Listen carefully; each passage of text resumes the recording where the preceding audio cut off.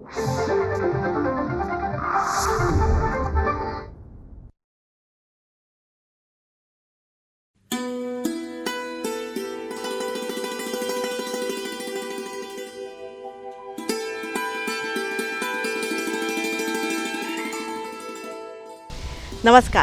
रयतेचा दरबारमध्ये आपणा सगळ्यांचं हार्दिक स्वागत. निरनिराळ्या सकारात्मक प्रयत्नांची माहिती आपण आपल्या ह्या कार्यक्रमातून करून घेत असतो, ज्याला उत्तम प्रतिसाद आम्हाला मिळत आहे. त्याबद्दल अनेक धन्यवाद. मंडळी, त्याच अनुषंगाने मागच्या भागासाठी सुद्धा आम्हाला खूप छान प्रतिसाद मिळाला. मागच्या भागामध्ये आपण औषधांचं विश्व जाणून घेतलेलं होतं. म्हणजे औषधांची विक्री असेल, वितरण असेल, औषधांची दुकानं असेल, त्या बाबतीतले काय वेगवेगळे कायदे आहेत याविषयी आपण संपूर्ण माहिती जाणून घेतली.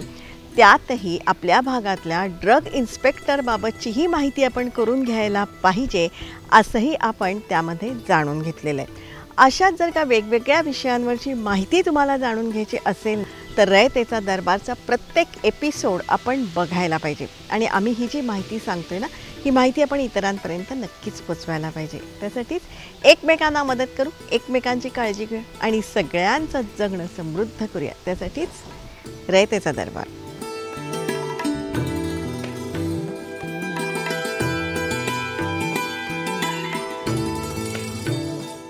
रयतेचा दरबारमधला आपला आजचा विषय खूप छान आहे, तुम्हाला सगळ्यांना अतिशय आवडेल. त्यातही मंडळी, सध्याची जी संवेदनशील परिस्थिती आहे ना, त्याच्यामागची वस्तुस्थिती काय आहे ते आपण जाणून घेणार आहोत. कारण तसं बघितलं ना तर सध्याचं युग हे माहितीचं युग आहे. माहितीचा विस्फोट होतो आहे आणि म्हणूनच वेगवेगळ्या विषयांवरची विश्वासार्ह माहिती आपल्याला माहिती असणं गरजेचं आहे. म्हणूनच आपला हा आजचा विषय आहे मराठा आरक्षण. मंडळी, 20 फेब्रुवारीला महाराष्ट्र शासनानं विशेष अधिवेशन बोलावलं होतं आणि त्यामध्ये मराठा आरक्षणाबाबतचा प्रस्ताव सादर करण्यात आला आणि मग विधिमंडळामध्ये म्हणजेच विधानसभेमध्ये आणि विधान परिषदेमध्येही एकमताने तो मंजूर करण्यात आला. अध्यक्ष महोदय, 2004 विधानसभा विधेयक क्रमांक 1 महाराष्ट्र राज्यातील सामाजिक व शैक्षणिक दृष्ट्या मागासवर्गाकरिता आरक्षण विधेयक 2024 संमत करावे असे मी आपल्या अनुमतीने प्रस्ताव मांडतो.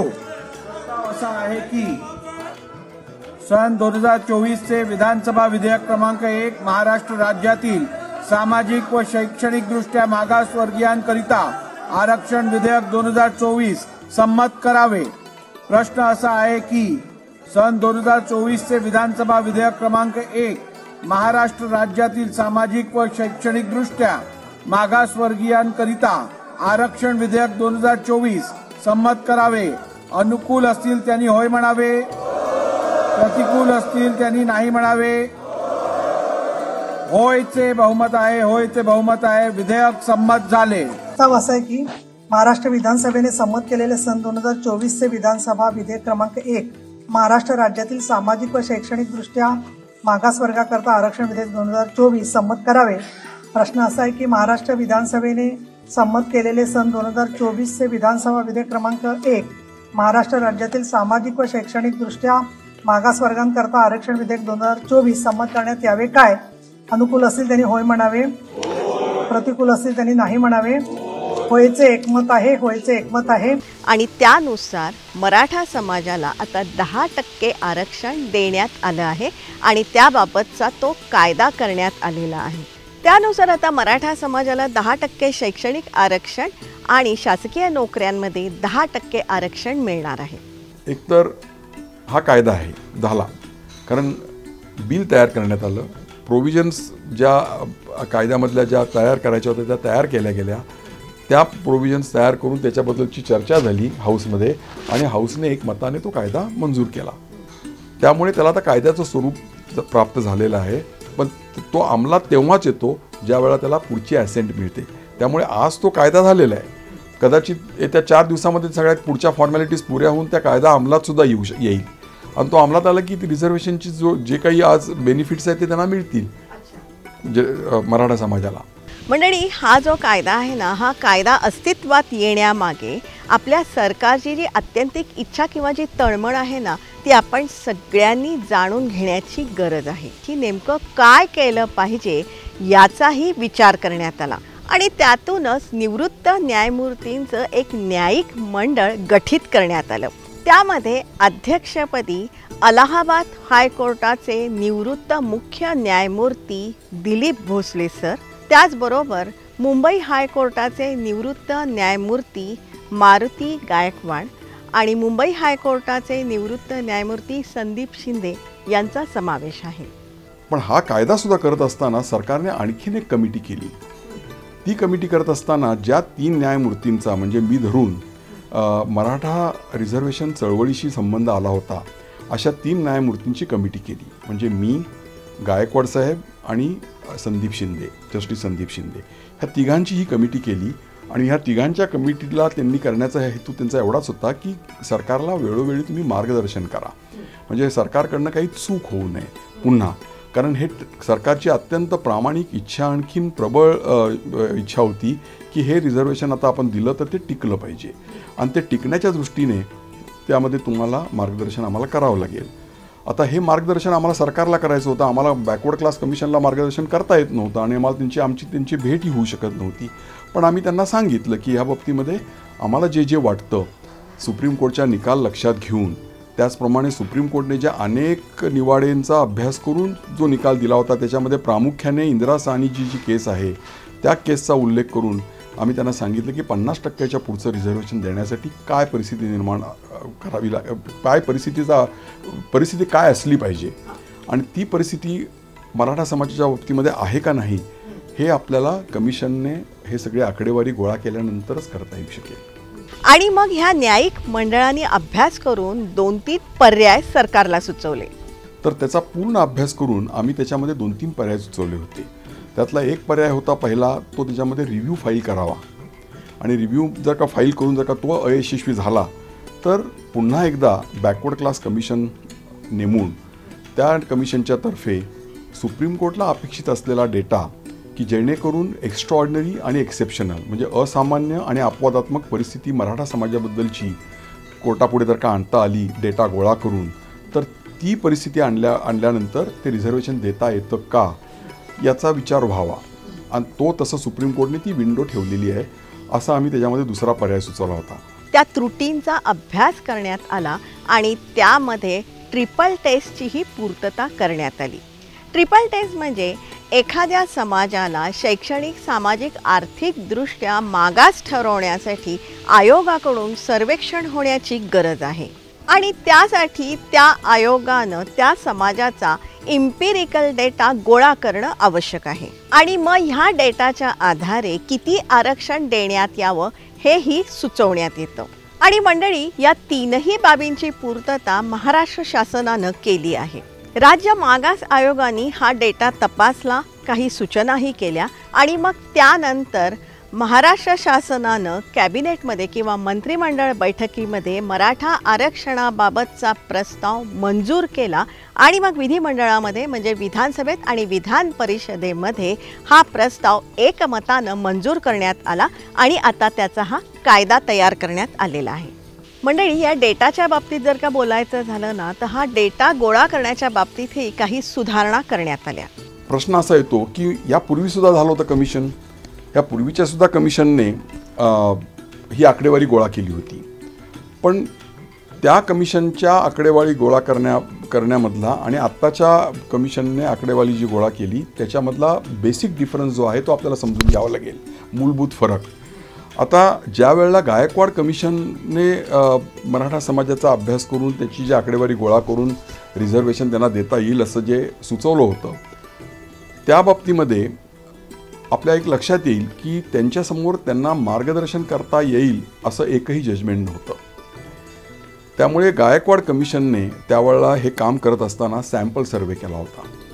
आता जो आम्ही केला आहे, आता जो आहे तो अगदी कॉम्प्रिहेन्सिव्ह सर्वे आहे.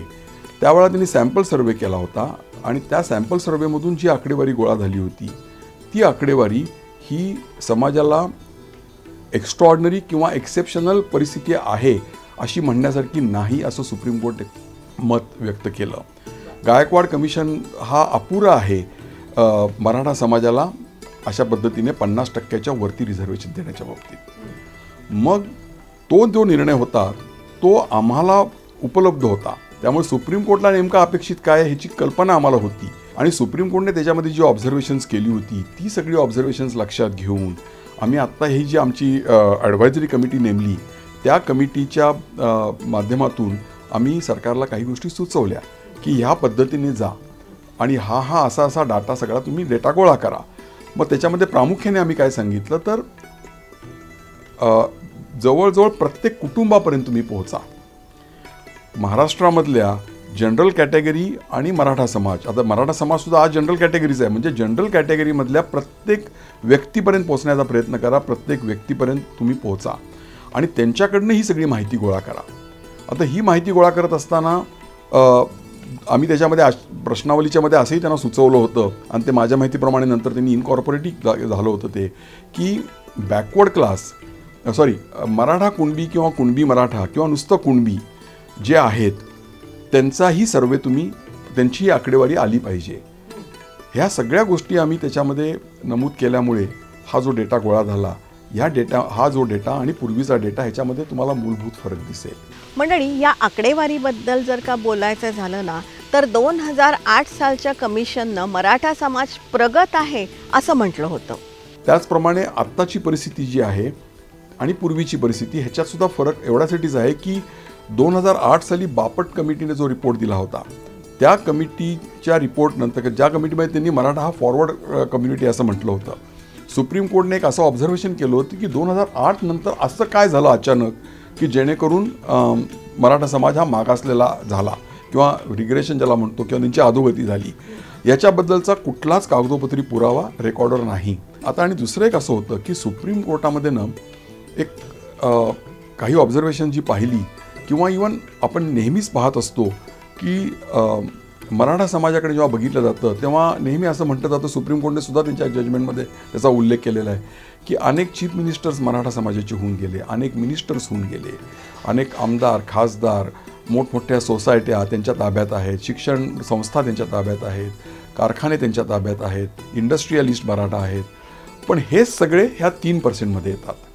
म्हणजे मराठा समाजामधला 3% वर्ग जो आहे हा एका बाजूला आणि बाकीचा जो आहे तो दुसऱ्या बाजूला. आता 28मध्ये 3% किंवा 3 ते 4% हे बघितले तर 100% 100 ह्याच्यामध्ये जवळजवळ 10 ते 15% हे क्रिमी लेअरमध्ये येतात. त्यामुळे सुप्रीम कोर्टच्या समोर येत असताना काय झालं की मराठा समाज हा फॉरवर्ड कम्युनिटी आहे.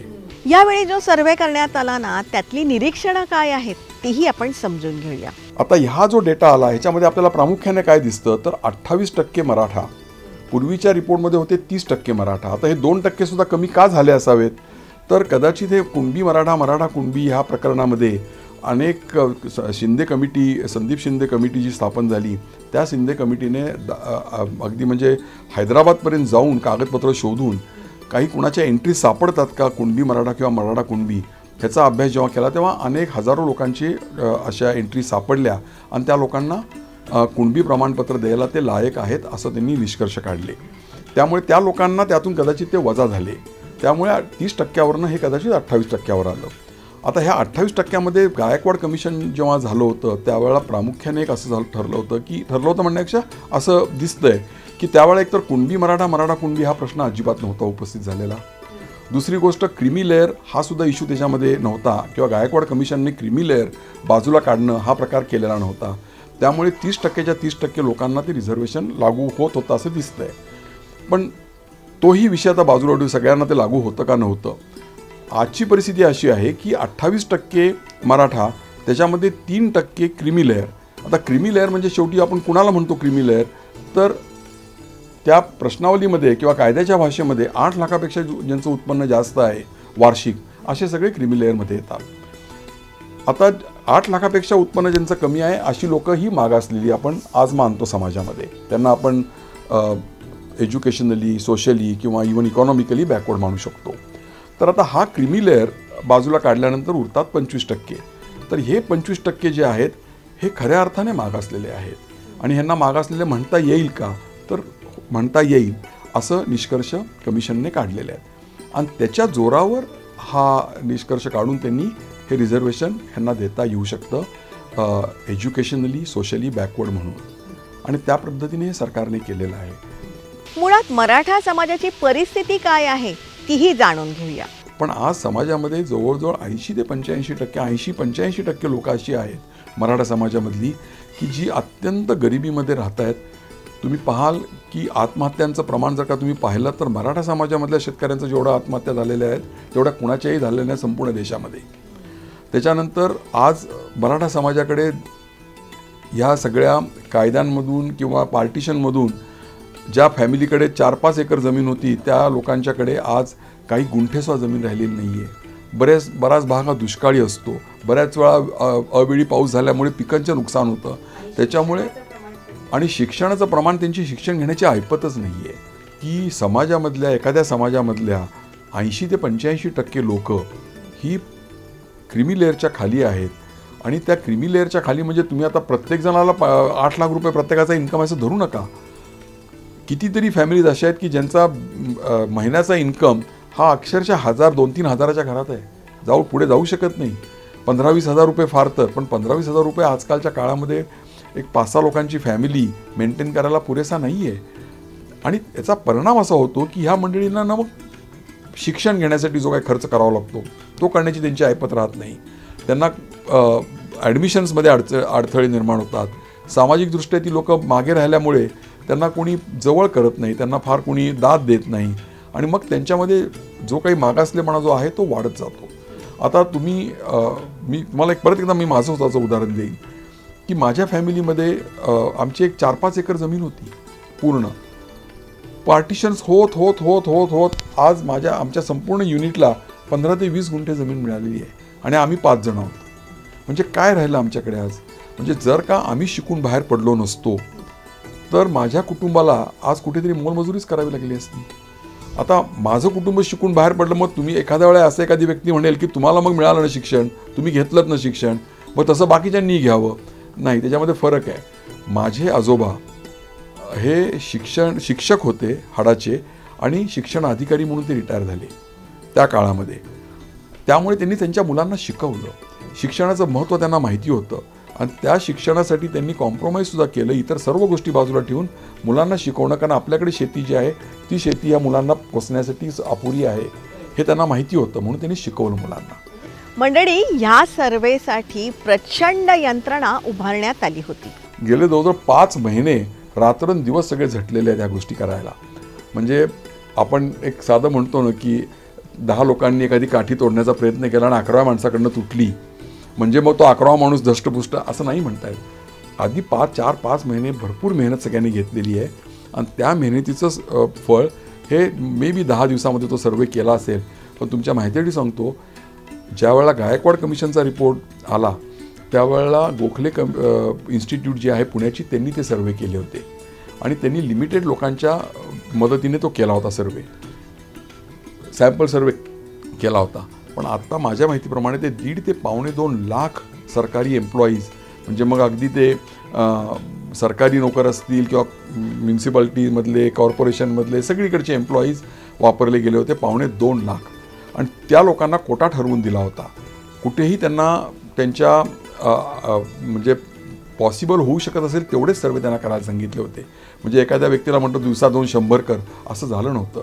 15-20 प्रत्येकाला कोटा ठरवून दिला होता आणि त्याप्रमाणे हे सगळा सर्वे त्यांनी 10 दिवसात पार पाडला. आणि हा पार पाडत असताना माझ्या कल्पनेप्रमाणे मला जी माहिती मिळालेली आहे विविध लोकांच्याकडनं सुद्धा, अगदी प्रामाणिकपणे लोकांनी हे काम केलेलं आहे. कारण त्यांच्यावर प्रेशर खूप आणलं होतं सरकारने, कारण सरकारची जी म्हणतात ना एक प्रबळ इच्छा होती हा सर्वे व्यवस्थित व्हावा. आणि जी इच्छाशक्ती जी सरकारची होती किंवा त्यामध्ये सरकारची जी तळमळ होती, प्रामाणिकपणा होता, तो त्यांच्या ह्याच्यातून दिसत होता ह्या लोकांच्याकडनं काम करणाऱ्या. आणि त्यांनी त्या पद्धतीने हे काम करून हे आकडेवारी गोळा केली होती, त्यांची प्रत्येक घराघराची माहिती मिळवली होती. त्यामुळे हा सर्वे माझ्या माहितीप्रमाणे किंवा माझ्या म्हणजे according to me it was absolutely genuine survey. आणि त्या सर्वेमधून जी आकडेवारी आलेली आहे त्या आकडेवारीच्या जीवावर हे रिझर्वेशन टिकवण्यामध्ये सरकारला कुठली अडचण येऊ नये असं माझं वैयक्तिक मत आहे. मंडळी, ही आकडेवारी गोळा करण्यासाठी प्रचंड मनुष्यबळ कार्यरत होतं. आज असंही म्हटलं जातं की बाबा जरी समजा एक अगदी 20-22 राज्यांमध्ये रिझर्वेशन 50% पुढे जरी नेलेलं असलं तरी त्याच्यामध्ये बऱ्याच प्रकरणं वेगवेगळ्या हायकोर्टांमध्ये पेंडिंग आहेत. म्हणजे असं 100% फक्त फार तर मला वाटतं मद्रास आणखीन कदाचित बिहार आता तिथं लागू झालेलं आहे. कारण तिथं जातीनिहाय जनगणना झाली होती आणि त्याच्यातून प्रत्येक जातीची संख्या त्यांच्यासमोर आल्यानंतर त्यांना ते रिझर्वेशन देणं 69% त्यांनी दिलं. जवळजवळ 50%च्या वरती 19% त्यांनी दिलं. आता आपल्याकडे आपलं 52 ऑलरेडी होतं, आता ते 10% दिल्यामुळे 62 झालेलं आहे. तर आता हे जे रिझर्वेशन आपण दिलेलं आहे हे आपल्याला कोर्टामध्ये टिकवण्यामध्ये फार त्रास होऊ नये. कारण बेसिक डिफरन्स जो तुम्हाला मी सुरुवातीला सांगितला की गायकवाड कमिशनच्या वेळची जी आकडेवारी आणि आत्ताची आकडेवारी ह्याच्यामध्ये जमीन आसमानाचा फरक आहे. कारण आता घरोघरी जाऊन सर्वे करण्यात आलेला आहे. अगदी माझ्यापुरतं बोलायचं झालं तर माझ्या घरी 2दा एक कॉर्पोरेशनच्या महिला एम्प्लॉई आल्या होत्या. पहिल्यांदा मी नव्हतो, त्यांनी दुसऱ्यांदा आल्या. त्यांना तर माहीत पण होतं ते कुणाकडे आल्यात. त्या आतमध्ये आल्यानंतर सगळी त्यांच्याशी चर्चा. त्यांनी म्हटलं तुमचे काय असेल ते प्रश्न मला विचारा. मी त्यांना प्रश्नाची उत्तर दिली. 20-1 मिनटं त्या माझ्याबरोबर होत्या. माझी मिसेस बसली होती, त्यांनीही उत्तर दिली. आणि त्याच्यानंतर त्यांनी ते सगळं बाहेरचं बघितल्यानंतर मला विचारलं की साहेब तुम्ही कोण आहात.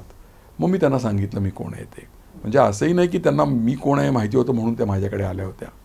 तर हा जो सर्वे माझ्या कल्पनेप्रमाणे तुम्ही म्हटलात तसं निष्पक्षपाती झालेला आहे आणि तो जेन्युइन आहे असं माझं मत आहे. म्हणजेच आता ही आकडेवारी चोख आहे. अपवादात्मक परिस्थिती किंवा एक्स्ट्रॉर्डनरी सर्कमस्टान्सेस म्हणजे असामान्य परिस्थिती तुम्हाला दाखवायची असली तर हे आकडेवारीच्याच रूपाने येऊ शकेल.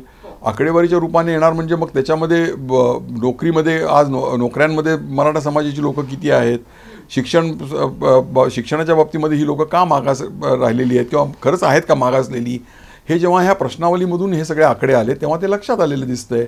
कारण मी हा रिपोर्ट पाहिलेला नाही शुक्रे कमिटींचा, पण शुक्रे कमिटीच्या ह्या निष्कर्षांवरूनच कदाचित सरकारने ह्या सगळ्या गोष्टी लक्षात घेऊन हे रिझर्वेशन दिलेलं दिसतंय आपल्याला. आणि आता मराठा समाजाला 10% आरक्षण देण्याचा हा कायदा अस्तित्वात आलेला आहे. मराठा समाजाला न्याय मिळावा यासाठी शासन, प्रशासन किंवा इतर संबंधित घटकांची तळमळ असेल, प्रामाणिक इच्छा असेल, ती आपण जाणून घेण्याची आवश्यकता आहे.